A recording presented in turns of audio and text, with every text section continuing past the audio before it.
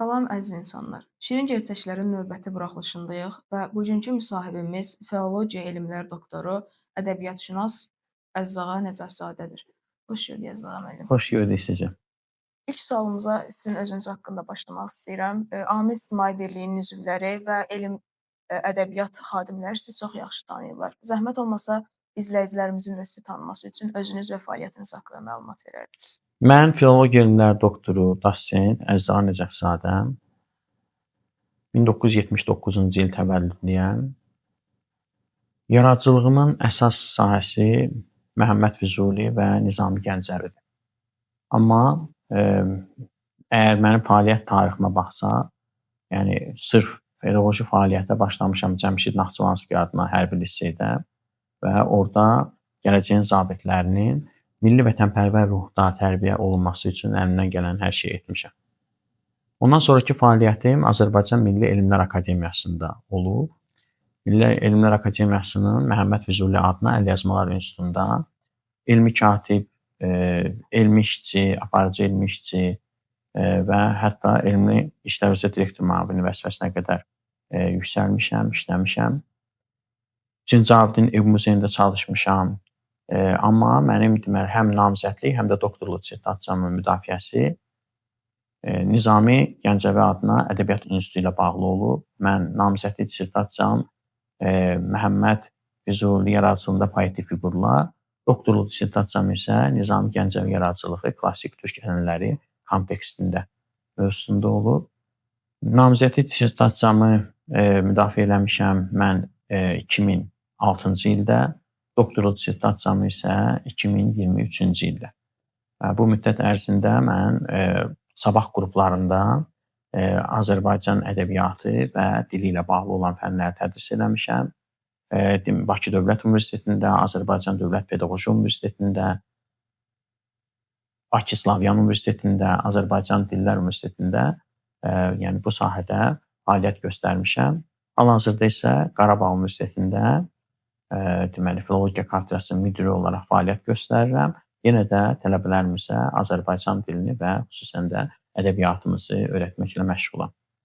Yəni əgər məndən soruşsaqsınız ki, siz daha çox özünüzü alim yoxsa pedaqoq kimi hiss edirsiniz, mən daha çox özümü pedaqoq kimi hiss edirəm deyə bilərəm.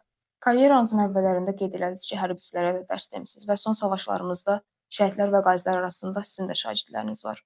Ümumiyyətlə hərb kimi sərt bir sənət növünün mütəxəssislərin hazırlanmasında dil və ədəbiyyat kimi incə elm sahəsinin mühümliyi nə dərəcədədir? Bu haqda danışardınız. Çox sağ olun sualınıza görə. Bəli, qeyd etdiyiniz kimi 44 günlük müharibədə də, antiterror əməliyyatında da iştirak edən əksər zabitlərimiz mənim də dəstəklədiyim şəxslərdir. Onların içərisində şəhidlər də, qazilər də var. Mən çox fəxr edirəm ki, mənim dəstəklədiyim kursantların sırasından Vətən müharibəsi qəhrəmanları yetişib. Onlardan bəziləri şəhidlik zirvəsinə ucalıb, bəziləri isə indi də ordu sıralarında xidmət etməkdədirlər. Biz o dövrdə çoxlu tədbirlər hazırlayırdıq. Bu tədbirlərin sırasında vətənpərvər mövzusunda olan tədbirlər daha çox idi və sözsüz ki, həmin tədbirlərin içərisində biz poeziyamıza da müraciət edirdik.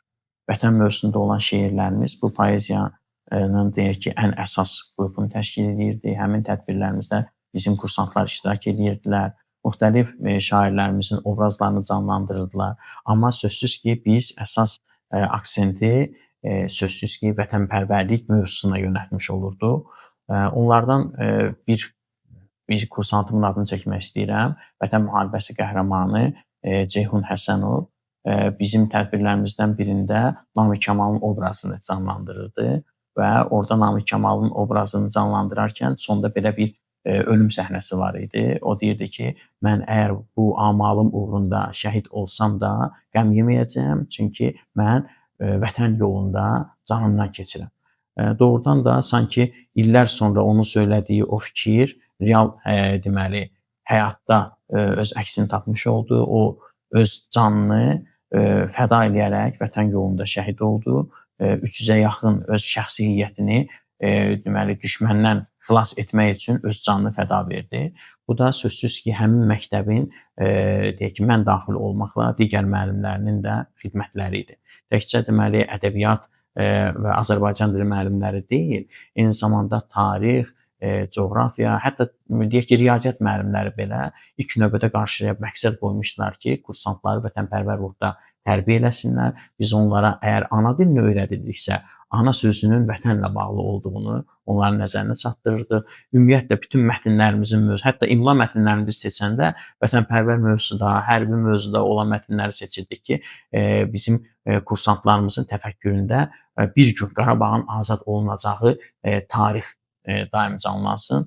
Mən indi də kursantlarımızla görüşəndə onlarla danışanda bildirirlər ki, biz döyüşərkən özümüzə belə bir söz vermişdik ki, əgər yara alarıqsa, güllə yarası, əgər şəhid olarıqsa, mütləq üzü qabağa yıxılmalıyıq ki, bir qarış vətən torpağını biz azad eləmiş olaq öz qanımızla və bunun nəticəsidir ki, Şuşanın sıldırım qayalarını onlar dırnaqları ilə dırmaşıb, həmin deməli düşmənin deməli boğazını əlləri ilə üzüb məhz Şuşanı azad elədilər.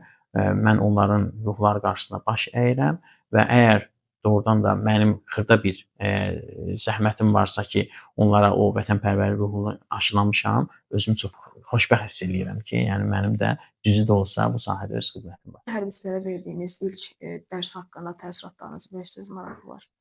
Deməli mən Cəmşid Naxçıvanski adlı hərbi liseydə fəaliyyətə başlayarkən 22 yaşım var idi. Onların da deməli ən balacalarının 14-15, ən böyüklərinin 18 yaşı var. Yəni bizim aramızdakı yaş fərqi çox az idi. Sözsüz ki, onlar yəni təcrübəli müəllimlərdən sonra məni görəndə onlara bir qəribə təəssürat yaranırdı. İlk dövrdə mən yəni auditoriya girən kimi bacardığım bütün ədəbiyyatdan nə bilirəmsə, çalışırdım ki, onların deməli sujetlərini nəql edeyim, maraqlı şeirlər deyim ki, onların diqqətini cəlb edeyim. Və diqqətlərini cəlb edəndən sonra artıq mən öz məqsədim uğrunda fəaliyyət göstərirdim ki, yəni həm elmi bilikləri onlara verim, həm də vətənpərvərlik ruhunu aşılayım. Birinci, ikinci dərsdən belə biz onlarla ünsiyyət qurmağı bacardıq. Sözsüz ki, hərbi liseydə özünüz də qeyd elədiyiniz kimi bir sərt rejim var. Onlar artıq təşkil olunmuş şəkildə auditoriyaya daxil olurlar. Yəni sən auditoriyaya girirsən, kursantlardan biri tam komandirinin müavini olaraq bütün tağıma əmr verir ki, ayağa qalx və diqqətin mərkəzə doğru yönəlməsini tələb edir, sənə raport verir və ondan sonra əgər sən dərsi idarə edə bilmirsənsə, deməli sən naşı müəllimsən. Yəni artıq təşkil olunmuş şəkildə gəlirdilər. Amma sözsüz ki, yaş fərqini nəzərə alaraq mən bütün deyək ki, bacarığımı çalışırdım ortaya qoyum ki, onların diqqətini cəlb edeyim və bizim ünsiyyətimiz də çox yaxşı alınırdı. Bəlkə də yaş fərqimizin də o qədər arada olmaması, yəni fərqimizin çox olmaması mənə kömək edirdi ki, onları daha yaxşı başa düşüm, onlar da məni yaxşı anlasınlar. Yəni mən belə düşünürəm ki, mən ki 12 il müddətində orada çalışdım. O müddət ərzində deməli öz qarşıma qoyduğum məqsədə nail ola bildim. Və bu gün də bizim ünsiyyətimiz var və onların içərisində o qəhrəmanların yetişməsi mənim üçün bir fəxr mənbəyidir. Siz həm də Mövlana Muhammed Füzuli haqqında da bir dissertasiya yazmısınız. Bu yazdığınız dissertasiya əsas hansı mətləbləri özündə ehtiva eləyir? Mən belə bilirəm ki, yəni siz də Bakı Dövlət Universitetinin tələbəsisiniz, Filologiya Fakültəsinin deməli tələbəsisiniz. Sizin üçün də yəqin ki, maraqlı olar. 4-cü kursda tələbələrimiz ayrı-ayrı kafedralara bölünürlər. Bəzilərinə təklif edirlər ki, siz gedin özünüz deməli kafedranı seçin, tədqiqat mövzusunu seçin. Mən hələ orta məktəbdə oxuyarkən mənə bu həvəsi yaradan müəllimim, Nəhayət müəllimə mənə məsləhət görmüşdü ki, ədəbiyyatda bilavasitə çətin bildiyin şeydən yapış. Çünki zaten asan olanı hamı tədqiq eləyir, hamı öyrənir. Əgər sən ədəbiyyatşünas olacaqsınsa, sənə nə çətin gəlirsə, onu tədqiq eləməyə çalış. Çünki tədqiq edə-edə özün də daha dərindən həmin məsələni mənimsəmiş olacaqsan. Ona görə mən qərara gəldim ki, klassik ədəbiyyatdan mövzu götürüm, ədəbiyyat tarixi kafedrasına yaxınlaşdım. Orada buraxılış işləri mövzusunun sırasında Məhəmməd Füzulinin Rindi Zahid əsərində iki fəlsəfi dünya görüşünün mübarizəsi mövzusunda bir buraxılış işi mövzusunu gördüm. Mənə xoş gəldi. Və həmin əsəri tədqiq eləməyə başladım. O vaxtı mən öz deməli elmi rəhbərim Məhərrəm Vəliyevlə yanaşı füzulişünas alim əsərlərini dəfələrlə oxuduğum və 1995-ci ildə Əliağa Vahid tədbirində ilk dəfə tanış olduğum Lalə Əlizadəyə müraciət elədim ki, o Füzuli və təsəvvüf məsələsini mənim üçün açmaqda yardımçı olsun. Çünki o dövrdə Azərbaycan yeni müstəqillik əldə eləmişdi, təsəvvüf ideyaları ilə bağlı Füzulinin araşdırılması hələ ortaya qoyulmamışdı. Bir-iki mənbə istisna olmaqla elə bir dərin mənbə yox idi. Hətta biz Bakı Dövlət Universitetinin şərq salonunda, belə ki, Azərbaycan Milli Elmlər Akademiyasının Şərqşünaslıq İnstitutunun kitabxanasında türk dilində mənbələri oxumaqla Füzuli və təsəvvüf məsələsini araşdırır və Milli Kitabxanada da deməli xüsusi bir zal yaradılmışdı. O zalda da mən ilk növbədə türk dilində təsəvvüfün mənbələri oxuyurdum və Füzulidə irfan məsələsini araşdırmağa başladım. Və bununla da mənim Füzuliyə aşiqliyim oldu. Magistraturada da mən dissertasiya mövzusu olaraq Füzuli yaradıcılığında allegoriya mövzusunu götürdüm. Sözsüz ki, məndən qabaq bu mövzuda Lalə Əlizadə artıq dissertasiya yazmışdı.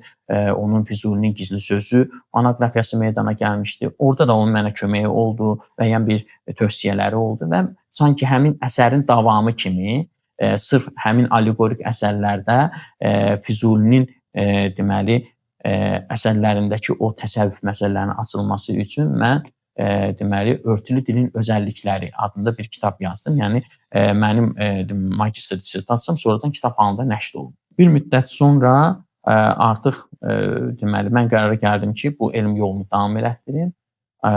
O vaxt mənim deməli dissertasiya ismi Müdafiə Şurasının sədri Yaşar Qarayev, Ədəbiyyat İnstitutunun direktoru idi. O oxumuşdu və bir balaca belə bir kağız vermişdi ki, bu oğlan gəlsin, bu əsərin müəllifi gəlsin Ədəbiyyat İnstitutunda aspiranturaya müraciət eləsin. Mən də elə aspiranturaya müraciət elədim, 3 imtahanı verdim və imtahandan uğurla keçdim, Ədəbiyyat İnstitutuna qəbul olundum. Mənə mövzu verdilər, deməli, Məhəmməd Füzuli yaradıcılığında poetik fiqurlar və onların estetik təcəssümü. Sonradan isə sırf poetik fiqurlar adı ilə təsdiqləndi. Bu dissertasiya mövzusu üzərində işlədim. Onu da müdafiə edəndən sonra ayrıca bir kitab, Füzuli şairin yaradıcılıq psixologiyası adında bir monoqrafiya nəşr etdirdim. Mənə qədər zaten Mahirə Quliyeva işləmişdi Azərbaycanda klassik bəlağətlə bağlı olan deməli sənət növlərini. Mən o və onun kimi bir neçə istər deməli Sovet dövründəki mütəxəssislərin, istər orta əsr mütəxəssislərinin bu sahədə olan tədqiqatlarını araşdırdım və özüm bir sistem qurdum. Həmin sistemi isə Məhəmməd Füzulinin yaradıcılığına tətbiq elədim. Və o dövrdə çox az adam deməli sorğu nəticələrini dissertasiyaya daxil edirdi. Mən ümumiyyətlə çalışdım ki, öyrənim ki, necə olur ki, insan bədii yaradıcılıqla məşğul olur. Bu istedadın nəticəsidirmi? Yoxsa ilk növbədə deyək ki, elmin müəyyən bir maariflənmənin hər hansı sahədə tədqiqat aparmağın nəticəsi kimi meydana gəlir.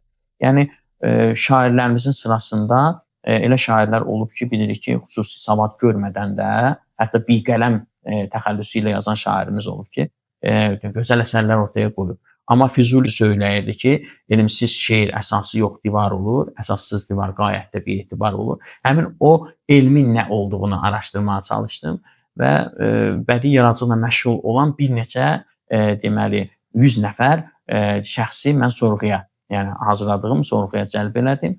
Onların içərisində sırf filoloji təhsili olmuş və şairliklə məşğul olan şəxslər, sonra heç bir deməli təhsili olmayan və poeziya ilə məşğul olan şəxslər, eyni zamanda digər sahədə deməli təhsil almış və poeziya ilə məşğul olan şəxslər belə, hətta kursantlarımdan belə bu sahədə deməli mənə köməklik edənlər oldu. Onların deməli ümumi deyək ki, məlumatlarını toplayandan sonra belə qənaətə gəldim ki, burada hər iki qol iştirak edir. Yəni əgər Məhəmməd Füzuli gözəl əsərlər yazırsa və özü də söyləyirsə ki, mən gecəni səhərə qədər yatmayıb, hər hansı bir obraz haqqında düşündüm və bir misranı yaxud bir beyti yazdım. Sonra gördüm ki, bunun oxşarı bir başqasında var. Həmin misranı cırıb tulladım. Bu onu göstərir ki, Füzuli deməli ilk növbədə bədii yaradıcılığa demək xüsusi istedadı sayəsində gəlib. Amma deyək ki, məna elmi, sonra bəlağət elmi, əruz, qafiyə və digər sənət deməli əlaqədar olan elmləri öyrənməklə mahir bir sənət nümunələri ortaya qoyub.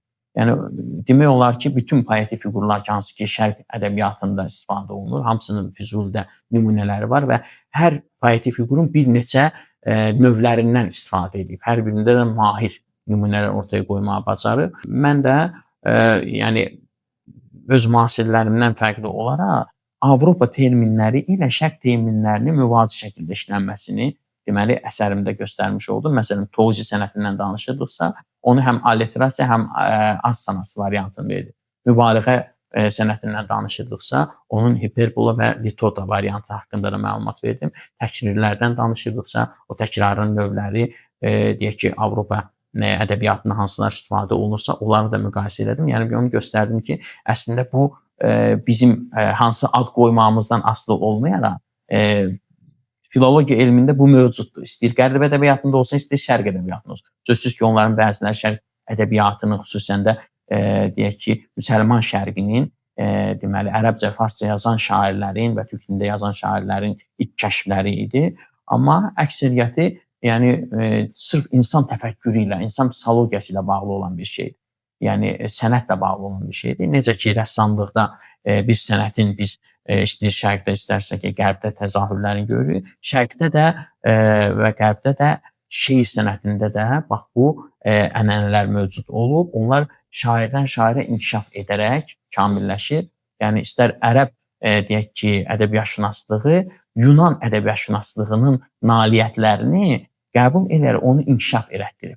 Və həmin o nailiyyətlərdən də istifadə ediblər fars dilli şairlər, türk dilli şairlər və bu sənətin zirvələrini fəth ediblər. Füzuli bir zirvədir və onun əsərlərini nə qədər öyrənməyə çalışsan da sən sanki böyük bir dəryadan bir damla götürmüş olursan. Mən də indi o damlanı əgər götürə bilmişəmsə çox xoşbəxtəm. Siz tədqiqatçı kimi necə fikirləşirsiniz ki, Füzuli şünaslıqda çalışmayan cəhətlərimiz hansılardır? Füzulişünaslıqda bax mənim bir məqaləm var. Füzuli əsərlərinin janr və forma xüsusiyyətləri. Yəni Füzulinin əsərlərinin hələ də janrları barədə bir tədqiqat işi aparılır. Ayrı-ayrı əsərlərinin janr məsələləri söhbəti var. Yəni biz məsələn Məhəmməd Füzulinin deyək Həqiqət-i-Zühadə əsəri haqqında oxuyuruqsa, məsələn Atəmin müəllimin tədqiqat əsəri var. Bunun tərcümə əsəri olduğunu, məqtəl janrı olduğunu, yəni müstəqil bir əsər olduğunu, dastan ənənəsinin Azərbaycan ədəbiyyatında bir transformasiyası mı olduğunu, yoxsa Azərbaycan romantik təfəkkürünün, yəni romanist təfəkkürünün ilk nümunəsi olaraq, yəni bir ilk roman nümunəsi olaraq qəbul olunduğunu hələ tam deyək ki, qərarına gələ bilməmişik. Mövzusuna görə biz bunu məqtəl adlandırırıq, amma formasına görə bunu necə səciyyələndirməliyik? Bu məsələ ilə aktiv. Yaxud da ki, onun elə əsərləri var ki, münazirə janrındadır. Yəni, dedim-dedi şəklindədir. Bir obraz danışır, o birisi ona cavab verir, sanki onların ideya mübahisəsidir. Bunu biz, məsələn, Rindü Zahiddən danışırıq. Həmin Rindü Zahid əsərini biz münazirə adlandırırıq. Amma onun, deyək ki, Avropa janrları baxımından əgər baxsaq, biz onun gözlənilməz sonluqla bitən bir hekayə olduğunu söyləyə bilərik. Biz bunu adlandırmalıyıq novella. Yaxud da ki, Məhəmməd Füzulinin təmsili var, it və pişik təmsili. Həmin əsər forma baxımından qitədir, amma məzmun baxımından təmsildir. İndi biz bunu təmsil mi adlandıraq, qitə mi adlandıraq? Yəni, bu məsələlər hələ də müzakirə obyektidir. Ümumiyyətlə, janr məsələsi Azərbaycan ədəbiyyatında böyük bir problemdir. O problemin həlli gözlənilir. Məsələn, Bayatıdan başlasa, Bayatı janrdırmı, yoxsa janr formasıdır? Bu baxımdan, yəni düşüncəmizdə biz konkretləşdirməni aparmalıyıq. Füzulinin əsərlərinin, bax görürsünüzmü, elmi tənqidi mətnləri hal-hazırda bizim stolumuzun üstündədir. Füzuli kimi şair çox öyrənilib, bir çox deməli şəxslər tərəfindən əsərləri üzü köçürülüb. Amma hələ də biz Məhəmməd Füzulinin deyək ki, tam külliyyatını deyək ki, Həmid Araslı nəşr eləsə də, onun elmi, deyək ki, tənqidi mətn şəklində külliyyatın nəşri bizim əlimizdə yoxdur. Yəni 6 cildlik deməli kitabı Həmid Araslı hazırlamışdı.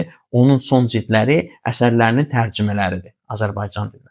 Amma necə ki biz bu həm divanı, həm də Elmi Məcnunun elmi tənqidi mətnini hazırlamışıq, digər əsərlərinin də elmi tənqidi mətnini hazırlayandan sonra hüquqşünaslıqda artıq yeni tədqiqatlar üçün geniş istiqamətlər açılacaq.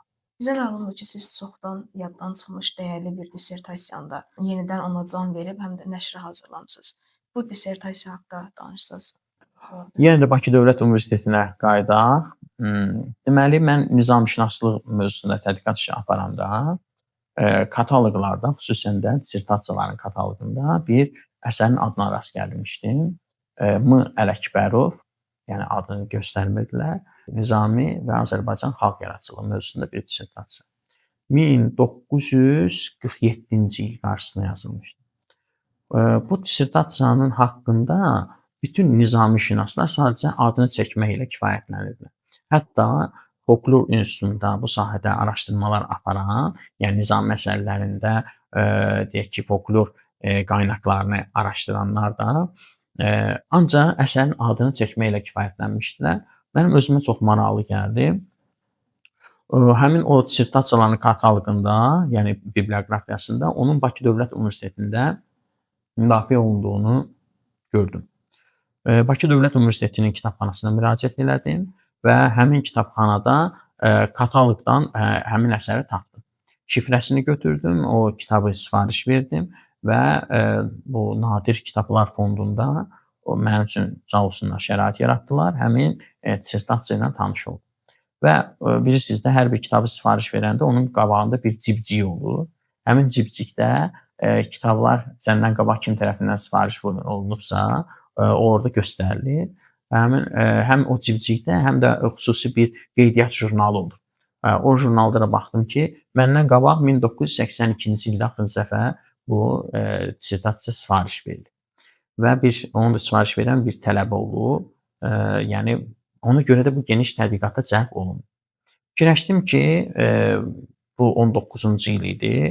Mən elə eləməliyəm ki, bu adamın deyək ki, tədqiqatını geniş ictimaiyyətə çatdırım. Çünki belə düşünürdülər ki, Azərbaycanda nizamşünaslıq sırf Nizaminin Azərbaycan şairi kimi tədqiq olunması deyək ki, 30-cu illərdən sonra başlayıb, o vaxta qədər olmayıb və həmin o qiymətli tədqiqatlar da ki, Nizami ilə bağlıdır. Onlar da Bertelsin Böyük Azərbaycan şairi Nizami əsərindən sonra davam edir.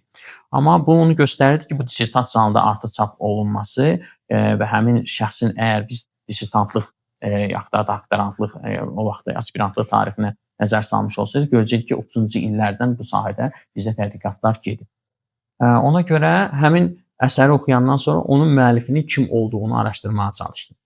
Fikirləşdim ki, əgər bu Bakı Dövlət Universitetində müdafiə olunubsa əsər, Bakı Dövlət Universitetinin arxivində onun haqqında məlumat olar. Bakı Dövlət Universitetinin arxivinə müraciət elədim. Bir neçə gün burada araşdırma apardıq və bilirsiniz ki, bütün tələbələr haqqında məlumatlar bir 10 ildən sonra yandırılır. Yəni həmin deyək ki, məlumatların artıq lazımsız olduğu bilinir. Amma maliyyə sənədləri məhv edilmir. Təsadüfən maliyyə sənədlərinin içərisində dissertasiya deyək ki, müdafiəsi zamanı təyin olunmuş abonentlərin siyahısını gördük və abonentlərin sırasında gördüm ki, M. Ələkbərovun tam adı var. Yəni orada göstərilmişdi Məmməd Həmidoğlu Ələkbərov və həmin adamın da abonentləri Mircəlal Paşayev, o vaxtı Dasen və o vaxt Bakı Dövlət Universitetinin professoru olan Mikail Rəfili olmuşdular və dissertasiya uğurla müdafiə edilmişdi. O vaxtı dissertasiyalarını yazan şəxslərin elmi rəhbərləri olmurdu. Yəni özləri yazırdılar dissertasiyanı. Bu da hələ dissertasiya halında qalmışdı. Çünki Məmməd Ələkbərov Azərbaycan SSR-nin o vaxt maarif komissarı olub və sonradan Azərbaycan SSR-nin deyək ilk mədəniyyət naziri vəzifəsini daşıyıb.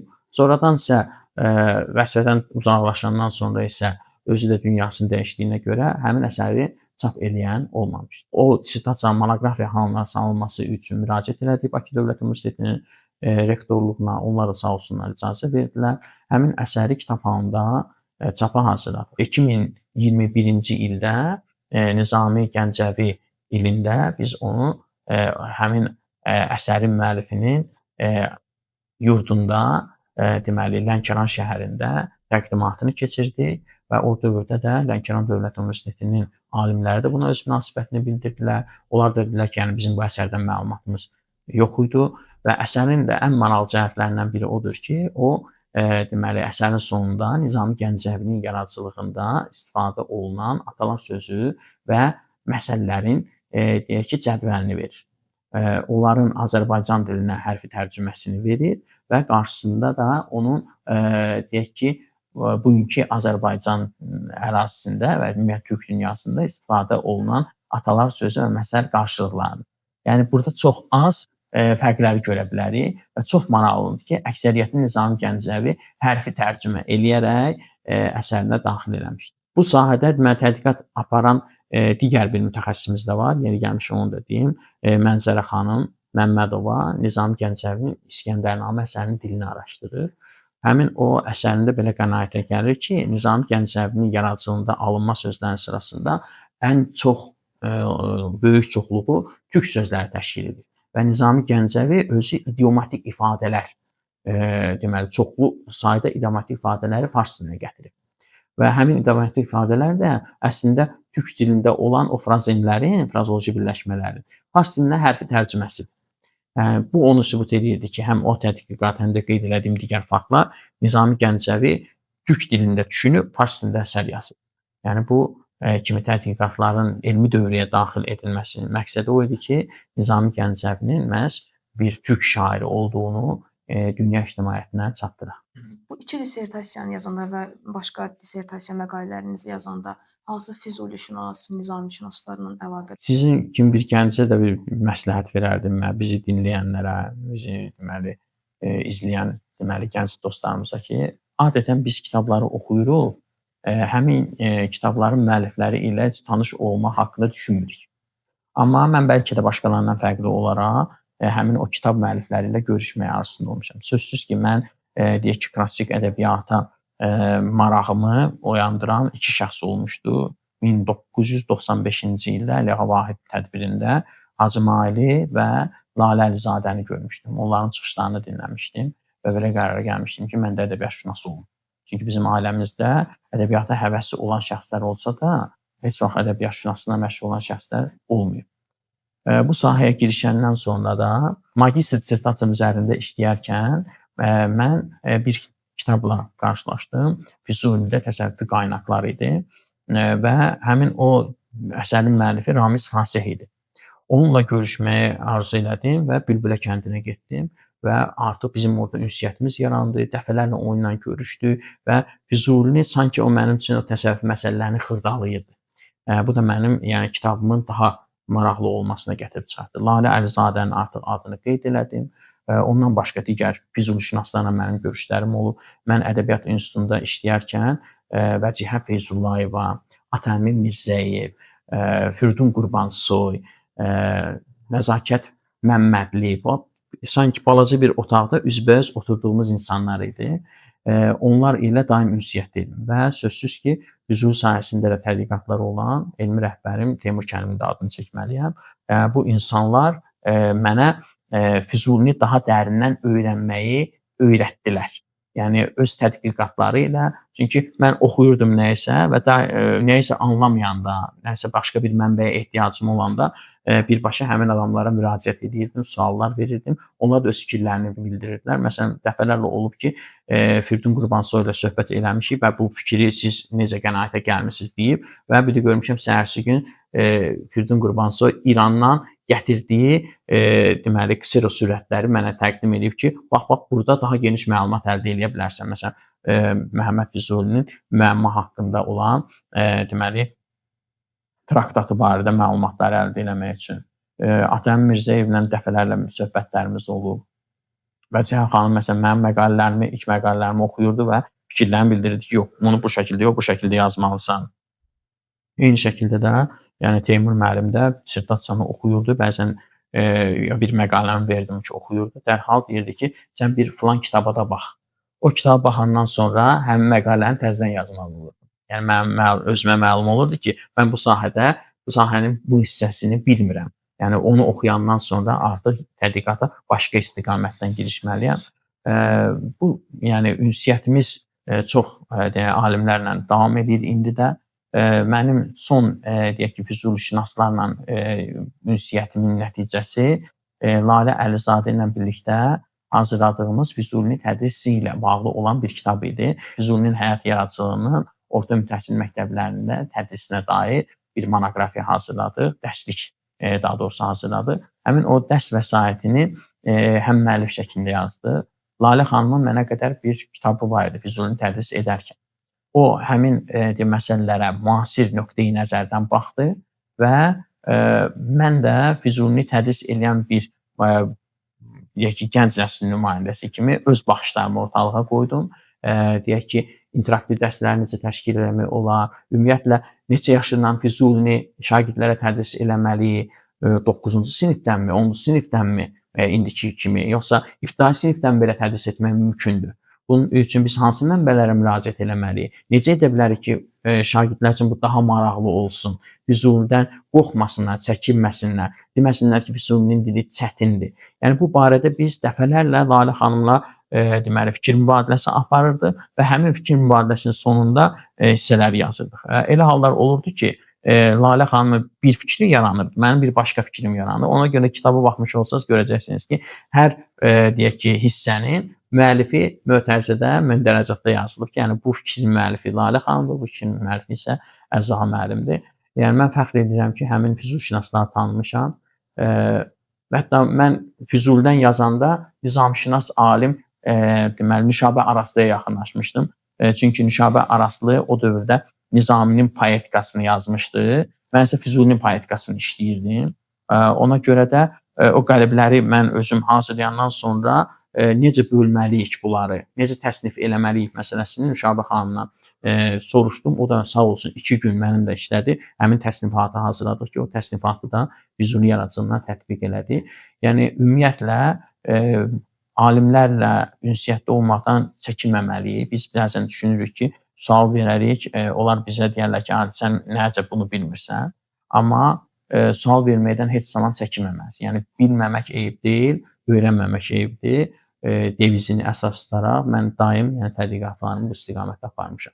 Və sizə qeyd edim ki, bəzən mən auditoriyada özüm tələbələrdən elə bir sual eşidirəm ki, o sualın cavabını tapmaqda çətinlik çəkirəm və məcbur oluram ki, gedim araşdırmalar eləyim və bu da yeni bir araşdırmanın meydana gəlməsinə, yeni bir məqaləninmi, yeni bir konfrans materialının, hətta bəzən bir kitabın belə meydana gəlməsinə şərait yaradır. Füzuli əsərlərində poetikadan danışdınız, qeyd elədiniz. Bəs Füzuli təsəvvüfü ilə bağlı hansı alimlərlə? Mən bir alimin artıq adını qeyd elədim, Ramiz Fasihin. Və ondan başqa bir var ki, bəziləri ilə biz sadəcə əsərlərini oxuyuruq. Mən o dövrdəki dissertasiyamı yazırdım. İlk belə bizim əlimizdə hamının deməli bestseller kimi qiymətləndirə biləcəyi, hamının yəni əl-bəl gəzdirdiyi kitab var idi. Nəsib Göyüşovun Füzulidə təsəvvüf məsələsini araşdıran bir araşdırması idi. İri belə bir göy kitabı idi. Həmin kitabı oxumuşdum, amma Nəsib Göyüşovla şəxsən tanışdığım yox idi. Müəyyən bir suallarım yaranmışdı ürəyimdə və o dövrdə böyük bir kitab, yəni Füzulidəki o Əhl-i-Beyt aşiqliyi məsələsini araşdıran deməli gözəl bir alimimiz var, Vəraha Almasov, filologiya üzrə fəlsəfə doktoru. Bax, onun da əsəri ilə tanış olmuşdum. Sonradan iş elə gətirdi ki, mən Əlyazmalar İnstitutunda işləyəndə bu şəxslərlə şəxsən tanış olmaq imkanım oldu və ürəyimdə qalan suallar ki var idi. Nəsib Göyüşovla bəzən fasilə vaxtı Əlyazmalar İnstitutunun gözəl bir bağçası var. Həmin bağçada gəzişərkən suallar verirdim. Nəsib müəllim də onlara cavab verirdi. Mirzə Vərağa ilə bizim dəfələrlə görüşümüz olub və Mirzə Vərağanın hazırladığı o Ənis Zülqədlə bağlı olan, yəni bir qəsidədən ayrıca bir kitab yazıb Mirzə Vərağa. Həmin o kitabın da ərsəyə gəlməsində birgə işlərimiz olub. Hətta elə hallar olub ki, Mirzə Vərağa ilə biz telefonla saatlarla danışmışıq. Şəhər telefonla əlaqə saxlamışıq. O deyib mən yazmışam ki, o kitabın müəyyən hissələri də bu şəkildə ərsəyə gəlib. Bizim maraqlı tədbirlərimiz olub, görüşlər keçirmişik və artıq mən yaşımın o həddində idim ki, təkcə Füzulini öyrənmək yox, Füzulidə olan təsəvvüfün dünyəviliyini gələcək nəslə çatdırmaq üçün həmin alimlərlə görüşlər təşkil edirdim.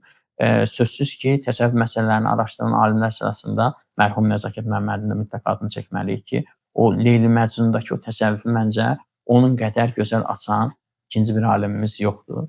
Ümumiyyətlə Azərbaycan ədəbiyyatında 93-cü ildən sonra deməli təsəvvüf məsələsi geniş şəkildə öyrənməyə başlanıldı və artıq mən deyərdim ki, Füzuli yaradıcılığında təsəvvüf məsələsi araşdırılıb artıq tam şəkildə ortaya qoyulub. Bu sahədə Azərbaycan alimlərinin rolu böyükdür. Adlarını çəkdiyim şəxslərin də adlarını mütləq ilk sıralarda çəkməliyik ki, onlar bax bu məsələləri araşdırıblar. Əlyazmalar İnstitutundan söz düşmüşkən, orada çalışdığınız dövrlərdə bir çox əsərlərin redaktoru və elmi rəisçisi olmusunuz. Ümumiyyətlə mətnşünaslığımızda sizcə hansı çatışmazlıqlar var? Xüsusən də divan ədəbiyyatı transliterasiyasında. Çox gözəl sualdır. Mən özümü, yəni mətnşünas saymıram.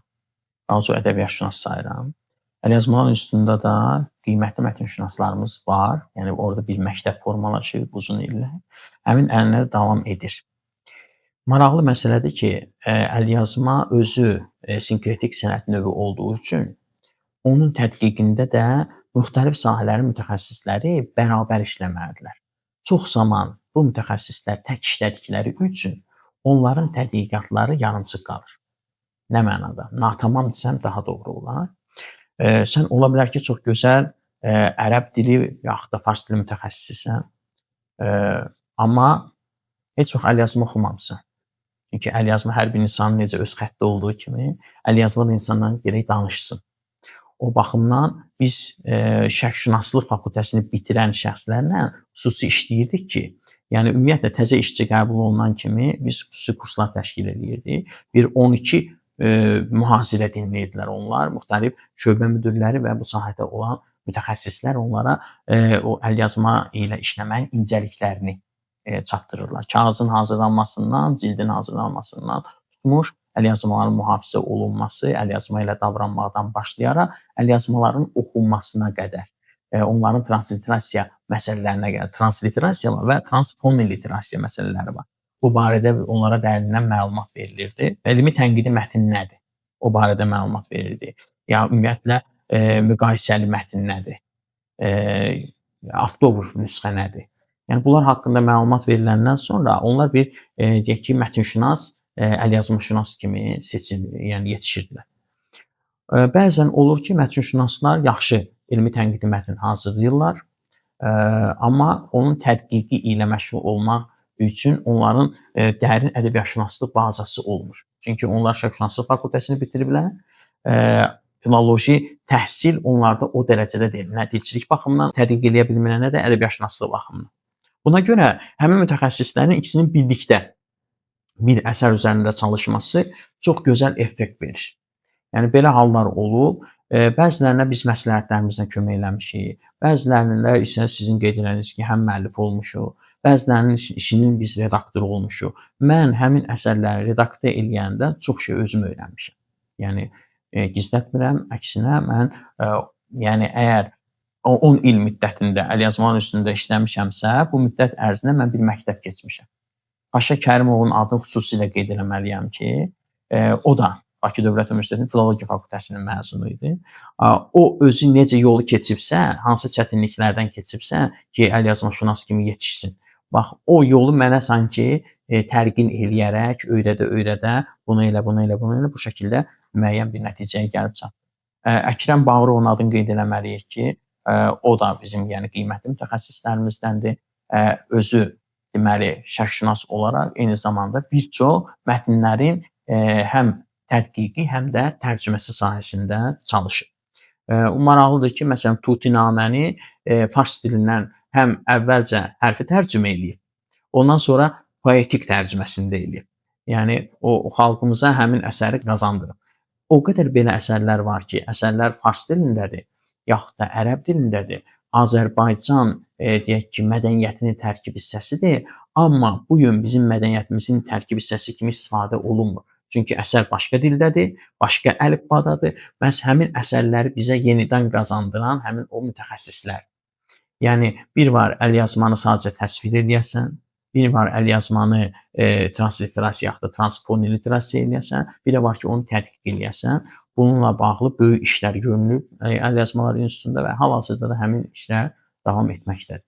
Mətnşünaslıqda iki oxşar terminlərin adını çəkirsiniz. Onların fərqləri haqqında danışardınız. Yəqin ki, siz transliterasiya və transfoniliterasiya haqqında deyirsiniz. Yəni Məmməd Adilov bu sahədə yaxşı bir tədqiqat əsəri ortaya qoyub, orada onu geniş şəkildə izah edir. Transliterasiya, yəni ərəb əlifbasında olan deməli mətnin digər əlifbaya, yəni məcbur deyil ərəb əlifbasında olsun, yəni digər əlifbada olur, yəni dil olduğu kimi saxlanılır və sən onu bizim deyək ki, digər əlifbaya çevirirsən. Yəni burada çalışırsan ki, dili olduğu kimi, yəni əsərin dilini olduğu kimi çatdırasan. Transfoniliterasiyada isə artıq sən müasir dilə uyğunlaşdırma ilə bunu eləyirsən. Məsələn, orada əgər deyildirsə, sən bizim deyil variantına çevirmiş olursan. Əgər orada deyək ki, əqldirsə, sən onu ağıl yazırsan və bu sahədə də bəzən problemlər meydana çıxmış olur. Səbəb nədir? Çünki bəzi poetik fiqurları sən tədqiq eləyəndə orada ərəb əlifbasının axı öz özəllikləri var. Sən həmin o özəllikləri itirmiş olursan. Yəni o şəkli məsələlər ki var idi ki, poetik fiqurlar o şəkil məsələlərlə bağlı idi. Onlar artıq növbəti nəsil tərəfindən dərk oluna bilmir. Beləliklə bəhirdə. Bəli, əruz vəzninin bəhir məsələsi də yəni pozula bilir. Hətta qafiyədə də belə pozuntular meydana gələ bilir. Məsələn, qulaq qafiyəsi kimi dərk edə biləcəyimiz bir şey ki var. Məsələn, orada sən onu görə bilmirsən artıq. Çünki həmin məsələ dəyişib. Bu ümumiyyətlə deyək ki, əlyazmanın üstün alimlərin arasında da deyək ki, mübahisə məsələsidir. Bəziləri deyir ki, yox, müəllif necə yazıbsa, o şəkildə saxlanılmalıdır. Bəziləri deyir ki, yox, o bizim müasir dilimizə uyğunlaşdırılmalıdır. Yəni bir söz ki, bizim dilimizdə indi tam g ilə yazılırsa, ya keçmişdə başqa hərflə yazılıbsa, ğ ilə yazılırsa, məsələn, qəzəl sözümü yazaq, yoxsa qəzəl yazaq məsələsi var. Füzuli bunu yazanda q hərfi ilə yazmır, qaf ilə yazmır. Qayınla yazıb. Yəni biz çalışmalıyıq ki, onu qayından saxlayaq. Əgər kütləvi nəşrlər ediriksə, sözsüz ki, onu müasir dilimizə uyğunlaşdırıb eləməliyik ki, bu daha çox mənim fikrimcə tərcümələrdə və nəsr əsərlərində olması daha məqsədə uyğundur. Amma elə hallarda olur ki, biz məcburuq ki, onun ərəb əlifbasında formasında şəxsdə verək. Əgər biz məsələn maddi tarixdən danışırıqsa, onu bizim müasir əlifbamıza çevirib versək, altda onun ərəb əlifbasındakı variantını verməsə, o maddi tarixi başa düşmək bizim üçün çox çətin olacaq. Həm də ki, bu Azərbaycan ədəbiyyatı tarixinin də araşdırılmasında belə bir fənnin olmasına da kömək edir. Bəli, bizim dövrümüzdə Bakı Dövlət Universitetində filologiya ixtisası üzrə təhsil alanlara mətnşünaslıq ixtisası ayrıca tədris olunurdu. O vaxt Bəxtiyar Məmmədzadə bizə bu fənni tədris eləyirdi. Ayrıca bizə əski əlifba 2 kurs əski əlifba dərsi keçirilirdi. Biz təkcə deməli əski əlifbanı deyil, eyni qədim türk əlifbasını da öyrənir. Yəni onları öyrətməkdə bizdə məqsədləri o idi ki, yəni mətnşünaslarımız təkcə ərəb əlifbasında olan mətnləri oxumaqla kifayətlənməsinlər. Yəni gələcəkdə onların o transliterasiyası, transfoniliterasiyası məsələsində də iştirak eləmiş olsunlar. Dünyada transfoniliterasiya termini o qədər geniş istifadə olunmur. Ən çox transliterasiya məsələləri var. O da ona görə ki, onların yəni yazılar, məsələn, qədim Yunan yazılarını oxuyanda orada çox cüzi dəyişiklikləri görə bilirik. Yəni o da daha çox dil tarixi ilə bağlı olan məsələdir. Amma Azərbaycan bir 100 il ərzində 3 əlifba dəyişdiyinə görə bizim üçün isə bu problem var və ona görə də bu problemlərdən çıxış yolu axtarmaq üçün məhz o transfoniliterasiya məsələsinə demək girişib alimlərimiz. Bir kafedra müdiri kimi sizcə gənc filoloqların yetişdirilməsində hansı boşluqlar var? Boşluqlar deməzdim, hə. Deyək ki, necə etmək lazımdır ki, müasir filoloqlar, deyək ki, ədəbiyyata, dilə həvəslə yanaşsınlar. Bilirsiniz ki, əgər bizim dövrümüzdə filologiya fakültəsi var idisə, indi həmin filologiya fakültəsinin içərisində 2 ixtisaslaşma ayrılır. Filologiya və dil ədəbiyyat müəllimliyi. Məsələn, götürək Azərbaycan dili və ədəbiyyat müəllimliyi, ingilis dili və ədəbiyyat müəllimliyi, sırf ingilis dili xarici dil müəllimliyi. Yəni bunlar başqa-başqa məsələlər. Deməli, burada ixtisasından asılı olaraq onların da dərs yükləri müəyyənləşir ki, biz hansı fənləri onlara tədris eləməliyik. Əgər məsələn filoloq yetişdirirdiksə, biz onlara dünya ədəbiyyatı haqqında geniş məlumat verməliyik. Əgər yox, sırf Azərbaycan dili və ədəbiyyatı müəllimi yetişdiririksə, artıq dünya ədəbiyyatı haqqında onlara geniş məlumat verməyin o qədər də əhəmiyyəti yox. Çalışmalıyıq ki, məsələn, o hansı sahədə mütəxəssis olacaqsa, ona yardımçı fənləri tədris edək. Bu baxımdan deməli müasir dövrdə yeni tədris proqramları hazırlanır. İxtisaslar üzrə tədris proqramları hazırlanır və bizim deyək ki, yetişdiyimiz dövrdə o qeyd elədiyimiz fənlər kifayət mətnşünaslıqdır, əski əlifbadır, qədim türk əlifbasıdır, türkologiyadır, deyək ki, digər fənlər, o yardımçı fənlər, onlar tədris olunmur. Yəni sırf müəllim hazırlığında. Onun əvəzində daha çox pedaqoji fənlərə üstünlük verilir ki, çünki onlar bir müəllim kimi yetişəcək. Yəni əgər bizi hazırlayanda daha çox digər fənlərə üstünlük verirlərsə, pedaqogika və psixologiyaya nisbətən az yer verilirdisə, amma indi o sahələrə də daha çox yer verilir, yəni müvazi şəkildə. Həm filoloq kimi yetişdirmək, həm də bir pedaqoq kimi yetişdirmək üçün bu fənlərə üstünlük verir. Bu da müasir dövrün tələbləridir. Amma həvəsi olan tələbələrimiz ki var, məsələn, mən dəstəklədiyim tələbələrin sırasında Azərbaycan ədəbiyyat müəllimliyi ixtisası üzrə olanlara istəyirlər ki, daha dərindən hansısa bir məsələni öyrənsinlər. Biz elə eləyirik ki, onların şairlərlə görüşlərini təşkil edirik. Məsələn, mən dəstəklədiyim universitetdə kitab klubu fəaliyyət göstərir ki, kitab klubunda əksəriyyəti Azərbaycan dili ədəbiyyat müəllimliyi ixtisasında olanlardır ki, oxu günləri təşkil edirik, əsərlərin müzakirələrini keçirdirik. Bu Qarabağ Universitetində, yəni bu sahəyə xüsusi diqqət ayrılır.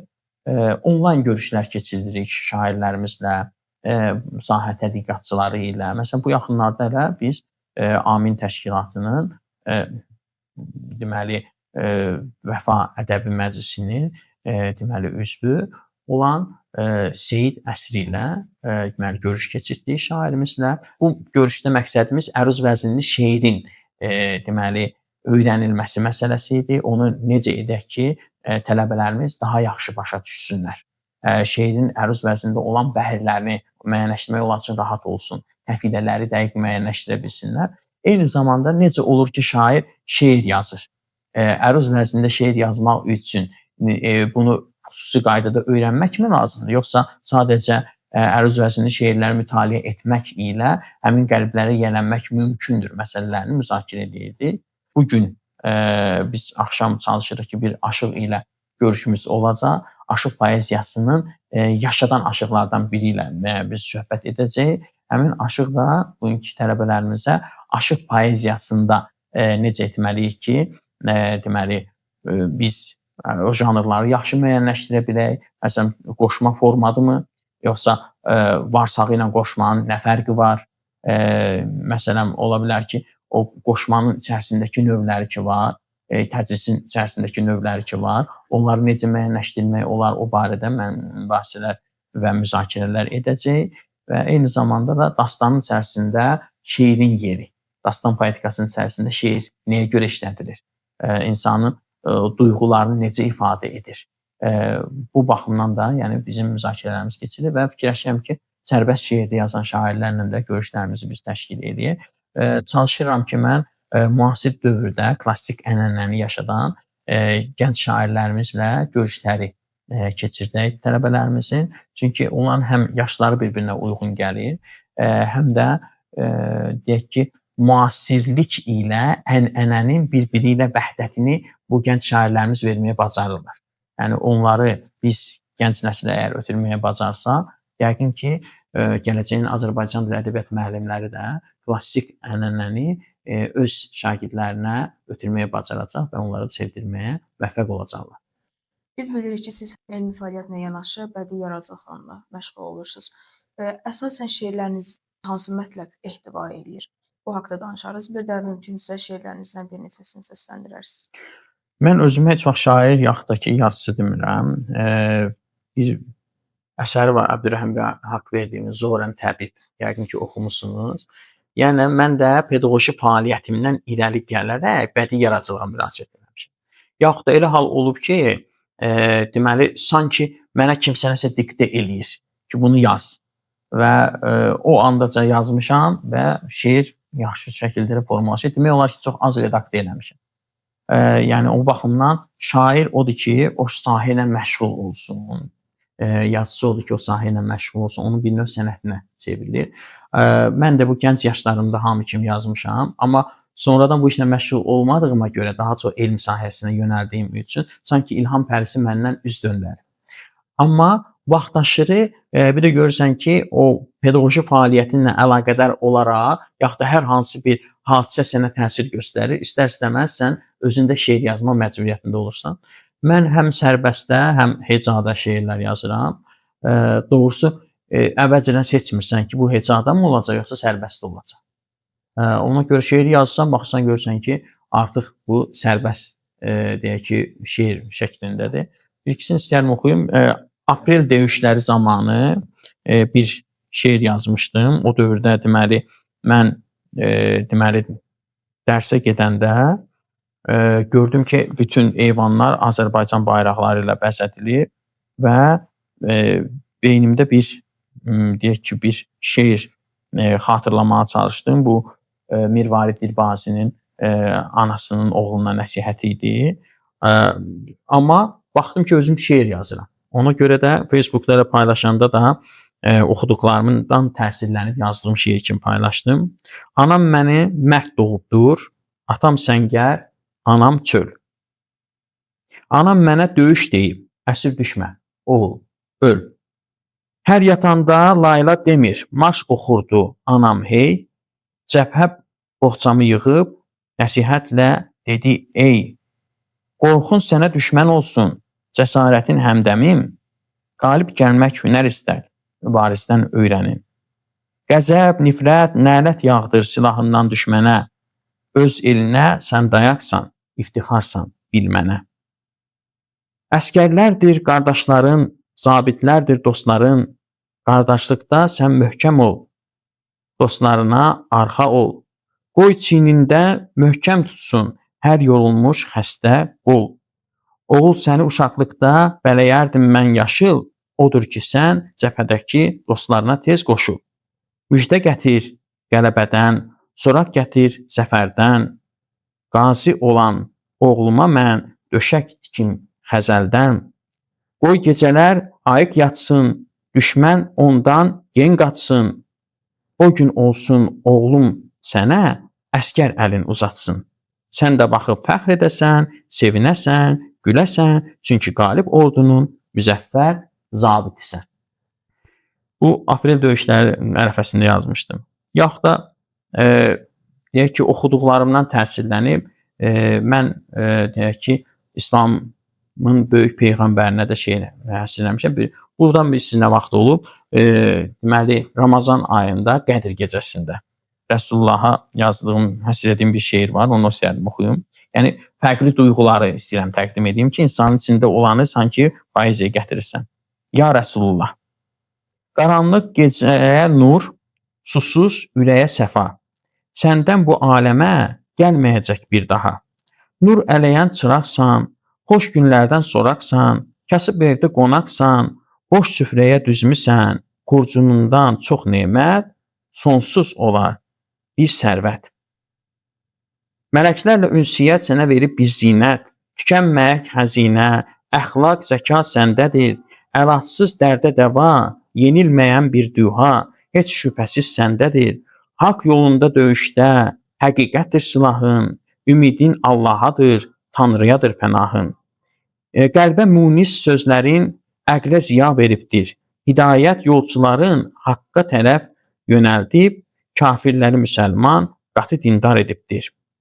Döyüşlərdə sərkərdə, görüşlərdə alimsən, qeybdən xəbər verən ən ziyalı bir insan, ən tanınan ərəbsən. Yetimə əl uzadıb, qocaya hörmət etdin, hərfləri öyrədən qulları azad etdin, gətirdiyin ərmağan yayıldı sola sağa, tövhid idi zənginə payladığın sadağa. Harama əl uzatma, el öyrənməyə can at, qoy səndən razı olsun el oba, xalq cəmaat, deyirdin hər bir kəsə, düşmən idin nakəsə. İmamlara behişt olub qucağın, məzlumlara arxa olub ocağın, çiçək doğub, gül bitib, qədəmin dəyən yerdə, kölgən də gözdən itib, gözə dəyməyib bir də.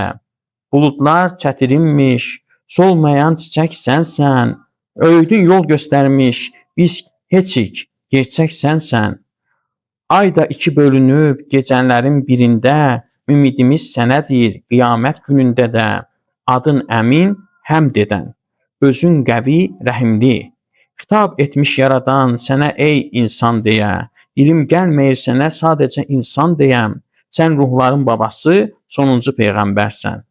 Sən möminlər ağası, tək yaqut bir əmbərsən. Yəni bu şeirin özünə hələ diqqət edəsək, çox məsələlərə təlmih olunduğunu görə bilərik. Yəni peyğəmbər haqqında olan bəzi rəvayətlərə, yəni istinadlar var. Yəni oxunanda artıq yəni onun kölgəsinin itməsi, barmağı ilə ayı iki hissəyə parçalanması, tərindən qızıl gülün yaranması, bir çox yəni digər məsələləri də burada görə bilərik. Hecab vəznində şeirlər yazsam, son dövr deməli yaradıcılıq nümunələrindən birini istəyirəm diqqətinizə çatdırım. Bu bir tələbəmiz var. Sizi kimi 2-ci kurs tələbəsidir. Dəclə Xəlilova. O Qarabağ Universitetinin marşını yazmaq təklifini irəli sürdü. Müəyyən bir ideya formalaşdırdı. Bir şeir də cızma-qara etmişdi və o şeirin üzərində biz ikimiz başladıq çalışmağa. Yəni onlayn şəkildə. O öz evində, mən öz evimdə yay tətilində bir şeir ərsəyə gətirdik. Ordumuz tarix yazdı, ucaldı şanlı adı. Qovduq mənfur düşməni, uzaqlaşdırdıq yadı. Elm, tibb, mədəniyyət xalqımızın muradı, yeni kəşflər olacaq gələcəkdə silahım, Qarabağ Universiteti zəfər dolu sabahım. Mühəndis, həkim, müəllim, mühasib, hakim, alim, getirmək üçün devizim, tədris, tərbiyə, təlim, beynəlxalq yanaşmalar, doğmaca ana dilim, təbliğ olunur səndə, şahnazım və seygahım, Qarabağ Universiteti zəfər dolu sabahım. Artır uğurun, şanın, yüksəlir hər an adın, nəzəriyyə və tətbiq. Tədqiqatdır muradın, ünvanısan dostluğun, məkanısan savadın, yeni kəşflər etmək üçün sənsən mənim pənahım, Qarabağ Universiteti zəfər dolu sabahım. İdman, təlim, təcrübə, maraq dolu məşğələ, hər dərsə tələbələr verəcəkdir səmərə, qabaqcıl texnologiya aparacaq zəfərə, yeni nailiyyətlər, elmdir qibləgahım, Qarabağ Universiteti zəfər dolu sabahım. Təhsil gücün, hədəfin, qoruyarıq şərəfin, bağ-bağça gül çiçəkdir, sağ solun hər tərəfin, ünvanıdır sevincin, qürurun və fərəhin, solun kitabxanadır, mərkəzdir sağ cinahın, Qarabağ Universiteti zəfər dolu sabahın. Ali Baş Komandanın inamını doğruldaq. Xarüqələr yaradaq, yeni əsərlər yazaq, Nobel mükafatını, Fitz medalı alaq, sərgi, konsert, festival, sınaq iqamətgahım, Qarabağ Universiteti zəfər dolu sabahım. Yəni belə şeirlər yazmışıq, amma mənim dram əsərlərim də var.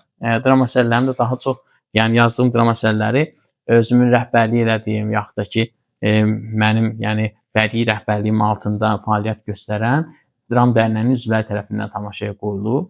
İlk belə dram əsərini Ulu Öndərin deyək ki, məhəbbəti mövzusunda yazmışdım. Həmişə yaşar məhəbbət, Zərifə Əliyevaya olan məhəbbəti mövzusunda idi. Bu əsəri biz teyflərlə, yəni kölgələrlə ilk dəfə tamaşaya qoymuşduq. deməli Zərifə Əliyevanın Heydər Əliyevə olan məhəbbəti, bu qarşılıqlı məhəbbətə qarşı duran qüvvələr və onların məhəbbətinin həmin o qüvvələrə qələbə çalması mövzusunda belə bir əsər yazmışdıq. Sonra tarixi mövzuda da əsərlər yazmışam. Yəni onlar da tələbələrimiz tərəfindən oynanılıb. Çalışıram ki, yəni elə eləyim ki, tələbələr müasir dövrün tələblərini və gəncləri maarifləndirən mövzularda olan əsərləri səhnələşdirək ki, onlar həm zövq alsınlar bunu ifa eləyəndə, həm də biz deyək ki, tariximizi öyrədə bilək, deyək ki, fəlsəfi baxışlarımızı açıqlaya bilək, tarixən bizə yəni aşılanan xeyrin şər üzərində qələbəsi, xeyirlə şərin mübarizəsində heç zaman məyus olmamaq, qələbəyə inamı aşılamaq və bu şəkildə. Yəni 44 günlük müharibə mövzusunda da olan əsərlər var ki, yəni dram əsərlər, kiçik əsərlər, yəni 2 pərdəli, 4 şəkilli və bu şəkildə əsərlər yazıram ki, yəni həm asan oynanılsın, həm də yaddaşlarda qalsın. Amma bədii əsərlərimi ayrıca kitablarımda heç vaxt çap eləməmişəm. Bir-ikisi bəlkə də mətbuatda nəşr olunub. Yəni ayrıca nəşr olunub. Daha çox sandıq ədəbiyyatı nümunələridir. Biz sizi həm də nizamşünas kimi təqdim elədik. Nizami haqqında hansı tədqiqatlarınız var? Doğru qeyd elədiniz. Nizami haqqında mənim bir neçə kitabım var. Yəni bu yaxınlarda da birini inşallah ki hazırlayırıq. Deməli, mən Nizamini əsərlərində artıq poetika məsələlərinə girişməmişəm. Nizaminin əsərlərində onun qaynaqlarını araşdırmağa çalışmışam. Ümumiyyətlə Nizami elə bir sənətkardır ki, kimin əsərindən nəyisə götürübsə, onun adını çəkməyə, yaxud da ona işarə vermək ilə deyək ki, bu mənbəni tanıtmaq istəyir. Və Nizami baxmayaraq ki, Şeyx Nizamidir, baxmayaraq ki, İslam mütəfəkkiridir. Amma onun əsərlərində biz Zərdüştlik dininin də təsirini görə bilirik. Onun əsərlərində tanrıçılıq inancının təsirini də görə bilirik. Azərbaycan mədəniyyətində istifadə olunmuş Manixeizm dininin təsirini də görə bilirik. Amma o din məsələlərini təbliğ eləmir. Həmin dini abidələrin içərisindən humanizm ideyalarını çıxarıb təqdim eləmiş olur. Yəni əgər Xosrov Beşiğin əsərini oxumusunuzsa, orada görürsünüz ki, dostu gəlir və deyir ki, sən ki 40 gün oruç tutmusan, nəyə görə orucunu mundar sümüklə açırsan, nəyə görə Xosrovdan əsər yazır. Biz sizə Xosrov bizim Məhəmməd Peyğəmbərin məktubunu cıran adamdır. Amma Nizami Gəncəvi bildirir ki, mən bu əsəri yazmaqda məqsədim təkcə sifariş ilə bir məhəbbət mövzusunda olan əsər yazmaq, eşqnamə yazmaq deyil məqsədim. Məqsədim şiirini tanıtmaqdır. O Bərdədəki əlyazmanı tanıtmaqdır. Şiirinin türk əsilli bir hökmdar qadın olduğunu göstərməkdir və türkün artıq itirilmiş, vaxtilə itirilmiş, deyək ki, qüdrətini özünə qaytarmaq. Görürsünüz, hökmdar ilə bir qızın qarşılaşdırmasını qoyur. Məsələn, ona qədər Firdovsidə də şiirin var idi, amma şiirin hökmdar nəslinin nümayəndəsi deyil. O Nizami hökmdar nəslinin nümayəndəsidir. Alper Tonqanın nəslindən, Əfrasiyab nəslindən olduğu orada göstərilir. Eyni zamanda digər qəhrəmanlarını, xüsusən də qadın qəhrəmanlarını mən prototiplərini axtarmışam. Məsələn, Fitnə obrazının prototipini tapmışam, Nüşabə obrazının prototipini tapmışam və göstərmişəm ki, Nizami Gəncəvidən qabaq deməli Nüşabə obrazı əsərə daxil edilməyib. Yəni o vaxta qədər əgər İskəndərlə bağlı danışırıqsa, İskəndərin Amazonkalar ərazisinə səyahət eləməsindən deyək ki, Yunan mənbələrində məlumat var idi. Onun deməli Qidafe ilə görüşü Firdovsinin əsərində, Şahnaməsində var isə Nizami artıq bunlarla nə Falestirisa ilə, nə də Qidafe ilə görüşünü yox, məhz Nüşabə ilə görüşünü əsərinə gətirməklə onun bir Bərdə hökmdarının tarixə salınması məqsədi gütdüyünü göstərir. Yaxud da ki, məsələn, İskəndərnamə əsərində deməli onun zülmət diyarına səyahəti göstərilir İskəndərin, amma həmin əsərin mənbəyinin Oğuznamələr olduğunu, Oğuz xan haqqında olan mənbələrlə bilavasitə bağlı olduğunu mənbələrini müqayisə etməklə çatdırmışam və belə düşünürəm ki, Nizaminin əsərlərində təkcə dil məsələlərinə görə deyil, ideya mövzu məsələlərinə görə də deməli bir türk düşüncəli bir şəxs olduğunu göstərmək üçün inşallah ki, nəşr edəcəyimiz kitab maraq doğuracaq. Nizaminin digər deməli şəxslərlə də müqayisəsini vermişəm. Yəni o Babil dastanları ilə Nizami əsərlərinin müqayisəsi, Nizami əsərlərində deməli o Babilistanda olan abidələrin izləri, yəni tikilmiş abidələrin təsvirlərini Nizami əsərinə daxil edilməsi. Niyə görə deməli Azərbaycan ədəbiyyatında bəzi məsələləri ilk dəfə Nizaminin işləməsi məsələsini ortalığa qoymuşam və bu sahədə də mənə rəhbərlik eləmiş Azərbaycan Milli Elmlər Akademiyasının müxbir üzvü deməli Nüşabə Araslı'nın adını xüsusi qeyd eləməliyəm ki, Nüşabə Araslı Nizam və Türk ədəbiyyatı mövzusunda tədqiqat işi aparmışdı. O orada belə bir tezis işlətmişdi ki, Nizamini ona görə Türk əsilli şairlər daha çox tərcümə eləyib və ona nəzirələr yazıblar ki, çünki daha çox Nizamini Türk təfəkkürlü şəxslər anlayırdılar. Amma məsələn farsca oxuyan və millət etibarilə fars olan şəxslər Nizamiyə deyirlər ki, bu bizim şair deyil, ondan bir türk qoxusu gəlir. Amma son tədqiqatlarda, Nüşabə xanımın tədqiqatları onu göstərir ki, ona görə türk qoxusu gəlir ki, o türkcə düşünüb, məhz fars dilində əsərlərini yazıb. Yəni bizim tədqiqatlarımız da bu ənənənin bir davamıdır. Düşünürəm ki, biz Nizaminin türk olduğunu sübut eləyən bir neçə yeni faktlar ortaya qoymuşuq ki, bu da nizamşünaslığın inkişafına köməklik göstərəcək. Son olaraq Amin İctimai Birliyi haqqında təəssüratlarınızı bölüşsəz xoş olar. Amin İctimai Birliyini mən izləyirəm. Onun yəni maraqlı layihələri var. Ən maraqlı məsələlər ondan ibarətdir ki, klassiklərimizin irsini gənc nəslə tanıdır. Yəni elə edir ki, daha deyək ki, onlara doğma şəkildə olur bu. Deyək ki, biz əgər Seyid Əzim Şirvanini, Məhəmməd Füzulini, Nəsimini əgər oxuyursa gənclər, ola bilsin ki, bəzi halda başa düşmürlər. Amin İctimai Birliyinin təşkil elədiyi ədəbi məclislərdə bunlar müzakirə olunur. Ən çətin məsələlər nəzər diqqətə çatdırılır. Onların maraqlı kitab nəşrləri də var. Jurnalları fəaliyyət göstərir. Jurnallarda deməli bizim həm ədəbiyyatımızın nümayəndələri, həm də ədəbiyyatşünaslarımız haqqında məlumat verilir. Yəni onlar deməli tanıdılır. Sonra müxtəlif video layihələri var ki, istər YouTube üzərindən, istər digər platformalar üzərindən geniş ictimaiyyətə çatdırılır. Həm Seyid Əsrinin özünün yəni çıxışları var ki, ayrı-ayrı bir beyti deyir. Həmin o beytin açıqlamasını verir. Bəzən olur ki, yəni sən o şeir haqqında bəlkə də məlumatlıydın, orada həmin fikrin heç deyək ki, çatdırıldığı barədə düşünməmişdin. O açıqlamanı verəndə o sənə xüsusi zövq verir. Yəni bu baxımdan Amin İctimai Birliyini mən həqiqətən Azərbaycanın inkişafı naminə irəli atılmış addımlardan biri kimi qiymətləndirirəm. Burada da ancaq gənclərin ətrafında birləşməsi, vətənpərvər gənclərin, deyək ki, Azərbaycan ədəbiyyatını, tarixini, mədəniyyətini sevən gənclərin burada birləşməsi düşünürəm ki, çox mütərəqqi haldır. Gələcəkdə də onlara uğurlar arzulayıram. Düşünürəm ki, onlar daha da deyək ki, öz fəaliyyətini genişləndirəcək və yəqin ki, bütün Azərbaycanı əhatə eləmiş olacaq.